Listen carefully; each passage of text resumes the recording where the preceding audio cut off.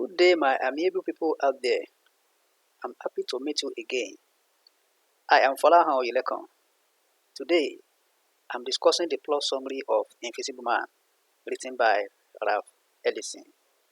Before I go ahead, at the end of this video, I have a giveaway prize for everybody that watched the video to the end.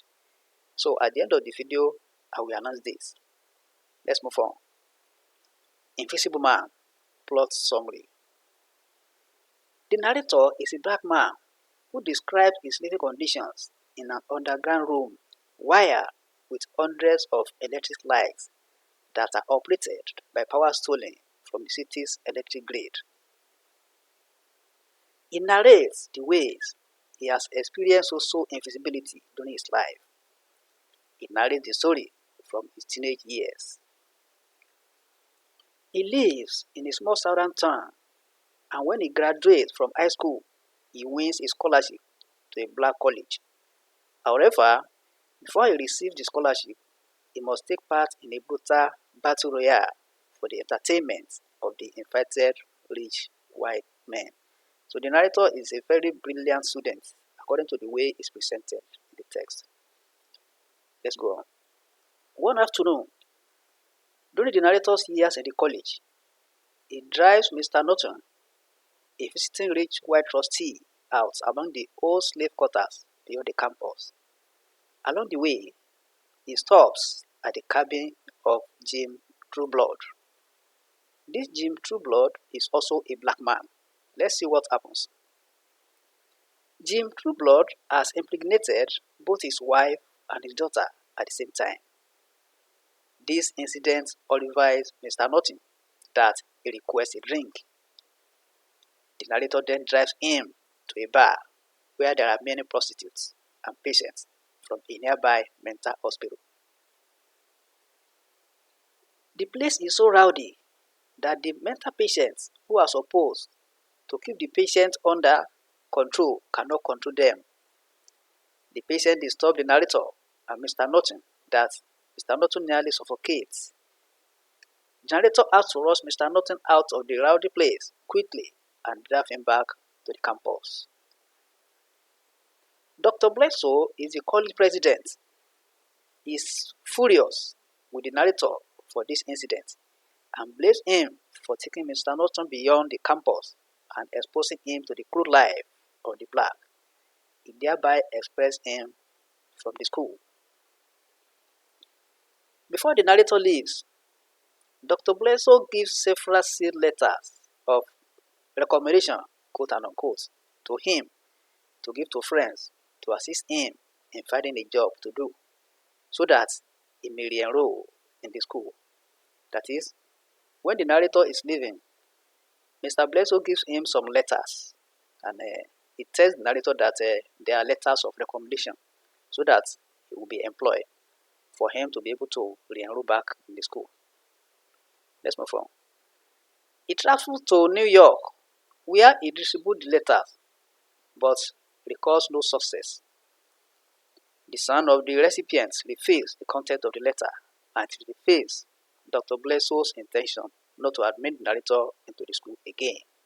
So it is here the narrator knows the content, the real content of the letter. The son then advises him to take a job in a famous paint factory where he is initially assigned to the shipping department and then to the boiler room under the chief attendant, Lucius Brockway, who always believes that somebody is after him. He suspects that the narrator wants to take his job. The suspicion worsens when the narrator stumbles on the union meeting. He believes he is working against him. Mr. Brockway thereby attacks the narrator and tricks him into setting off an explosion in the boiler room. He is greatly wounded and is hospitalized and given shock treatment. He hears the doctor saying he is likely a mental patient. That's the comments of the doctor about the narrator. After the narrator leaves the hospital, he faints on the streets of Harlem and is taken in by a lady named Mary Rambo, who reminds him of his relatives in the South. The narrator later presents an impressive speech to condemn the eviction of an elderly black couple. The speech incited the crowd, and the law enforcement agents in charge of the proceedings were attacked by the crowd. The narrator has to escape via the rooftops. As a result of the impressive speech, Brother Jack, a white man and the leader of a group, the Brotherhood, that is said to be fighting against injustice in Harlem and the world, accuses the narrator to join the group, and he agrees. He then speaks at rallies to spread the word among black people. He is placed on a salary and is able to settle the rent he owes Mary and moves into an apartment provided for him by the Brotherhood. The narrator is doing well in the group, and the rallies go on smoothly with a lot of indoctrination about the Brotherhood ideology. He later encounters a problem when a fanatical black nationalist named Ras the Exhorter, who believes that the Brotherhood is being controlled by whites, he thereby campaigns against the group as a sellout. The narrator and Todd Clifton, a youth leader in the group, are not bothered by the Exhorter's threats. The narrator is later summoned to the group's meeting, where he is accused of putting his ambition ahead of the group. He is then reassigned to another part of the city to see to the issues that have to do with women. The narrator is seduced by one of the women he addresses. The woman accuses him that she would like to see him personally, and she invites the narrator to her house, where she seduces him. The narrator is later taken back to Harlem when Clifton is reported missing, and much impact of the group is no longer being felt in the area. The narrator does not know the whereabouts of Clifton until he sees him one day selling dancing Rambo dolls on the street. Clifton is confused by the Brotherhood's activities of late. He is later shot dead by the police while resisting arrest. At his funeral, the narrator delivers an impressive speech that jeers up the crowd to support the Brotherhood again. The fame of the narrator does not go down well with some of the members of the Brotherhood. At an emergency meeting of the group, Jack and the other Brotherhood leaders accuse him that his arguments are not scientific. The narrator then concludes that the group has no interest in solving the black community's problems. The narrator goes back to Harlem. He discovers that he's being trailed by Ras men. He then buys a hat and a pair of glasses and disguises himself as Reinhardt, who is known to be a gambler, hipster, a briber, and a spiritual leader. He believes that Reinhardt has adapted to white society at the cost of his identity. He also discovers that the Brotherhood does not believe in truth. He then feeds them with wrong information about the situation in Harlem as well as the membership. After the narrator seduces the wife of one of the members in order to know about the activities of the Brotherhood, he discovers that there is a widespread riot in Harlem. The group then counts on this development to lay credence to their activities.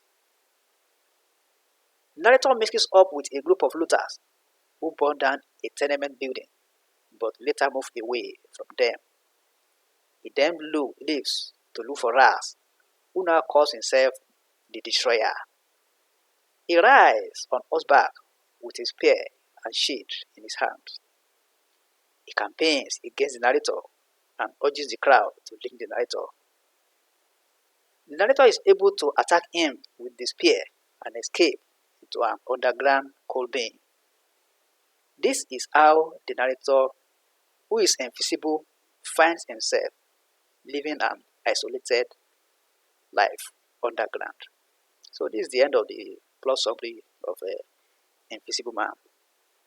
If you have not subscribed to this channel, try and hit on the subscription button so that you have access to all my videos. Now, the giveaway I told you about. If you have not subscribed, subscribe as I said. And also, there is a bell icon. Click on the bell icon. It will lead to a drop-down menu. Click on all so that you have access to all the videos I've produced. Now, you now go to the comment section. Write in the comment section that I am a subscriber. I need a copy of Invisible Man. You now write your email address there. So it will be sent to you. I will send a copy of the soft copy of Invisible Man to everybody that does that. So that is the giveaway prize. So you have access to the Invisible Man from beginning to the end. So I will send the soft copy to everybody that does that. You are free to share my videos on social media, like my videos, invite your friend to this channel. Thank you and God bless.